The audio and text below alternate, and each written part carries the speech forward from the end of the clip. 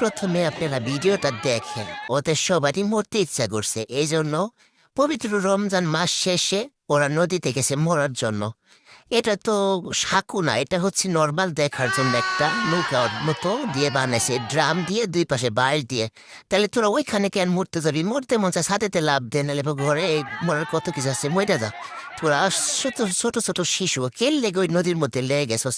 আর আনন্দ করার জায়গা তোরা চোখে দেওস না, দুনিয়াতে আনন্দ করার জায়গা কোথাও নেই।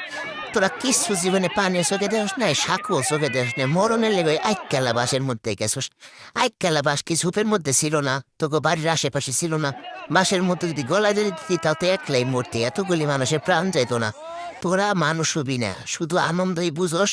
একটা মাস পবিত্রভাবে রোজা রাখছোস, পর্দা করছোস, ভালো মন্দ খাইছোস, ইফতারি করছোস, আল্লাহর কাছে মোনাজাত করছোস সুস্থতার জন্য। এখন শেষমেশ ঈদের দিন তোরা মরবে গেছস ওই নদীর মধ্যে। মরবি যখন মর, তাহলে বাচ্চাগুলো মারার দরকার আছিল কোনো? বাচ্চাগুলো বাসায় রাইখে দিতি, জামাই ভরা যাইতি, পানির ডুবে যেতি, সাঁতার কেটে উঠে যেতি। বাচ্চারা তো আর সাঁতার মাথা কিছু জানে না। তোগো আসলে আক্কেল জ্ঞান জীবনে হবে না, তোরা মানুষই হবি না। মানুষই যদি না হবি তাই এবার ইমান আমল কেমনে কামাবি ক?